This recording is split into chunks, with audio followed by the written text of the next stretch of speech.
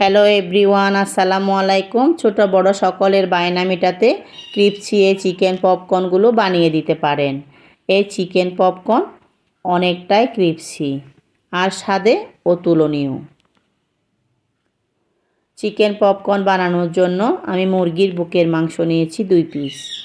পাতলা স্লাইস করে কেটে নিয়ে ভালো করে ধুয়ে নিয়েছি। এখানে 200 গ্রামের মতো চিকেন নিয়েছিলাম। একটা বাটিতে চিকেনগুলো নিয়ে একটা ডিম ফেটে দিয়ে দিচ্ছি। 1/4 চা চামচ দিয়ে দিচ্ছি মশলা, 1/2 চা চামচ দিচ্ছি গোলমরিচের গুঁড়া, 1/2 চা চামচ লাল মরিচের গুঁড়া, 1 চা চামচ আদা রসুন বাটা,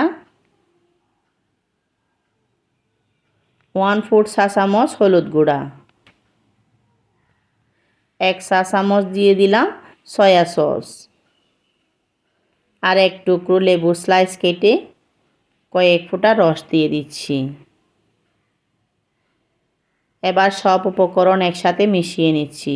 চিকেনের সাথে যখন মশলাগুলো মেশানো হয়ে যাবে, আমি এটাকে রেস্টে দিচ্ছি না, সাথে সাথে ময়দা রেডি করে নিচ্ছি। আপনি চাইলে এভাবেই মেখে বক্সে ভরে ডিপ ফ্রিজে রেখে দিতে পারেন। ওখান থেকে যে কোনো সময় বা বাচ্চাদের টিফিনে এই চিকেন পপকর্নগুলো বানিয়ে দিতে পারেন। বাচ্চারা অনেক মজা করে খাবে। দিয়ে দিচ্ছি স্বাদ মতো লবণ, দিয়েও মেখে নিচ্ছি।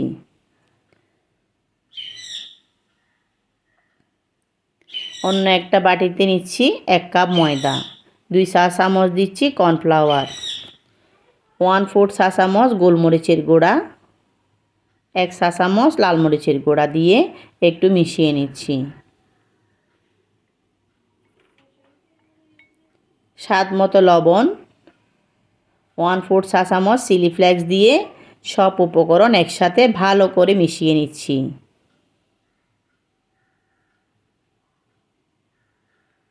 তারপর চিকেনের স্লাইসগুলো নিয়ে ময়দার উপরে ভালো করে গড়িয়ে নিচ্ছি। এভাবে সব চিকেনের স্লাইসগুলো ময়দায় গড়িয়ে অতিরিক্ত ময়দা ঝরিয়ে নিলে দেখা যাবে ঝরঝরে হয়ে গেছে। একটা একটা করে সব চিকেন এভাবে ময়দায় গড়িয়ে নিচ্ছি। এভাবে ময়দায় গড়িয়ে তেলে দিলেই চিকেনের উপরটা অনেকটাই ক্রিপসি হয়ে যাবে। সব চিকেন তেলে ছেড়ে দিচ্ছি। এবার মিডিয়াম আঁচে চিকেন ক্রিপসি করে ফ্রাই করে নিচ্ছি। বেশ কিছুক্ষণ ফ্রাই করে নিলেই হয়ে যাবে ক্রিপসি চিকেন পপকর্ন। এই চিকেন পপকর্ন তৈরি করা খুবই সহজ। কম সময়ে এই চিকেন পপকর্নটা তৈরি করা যায়। খেতেও কিন্তু দুর্দান্ত মজার হয়।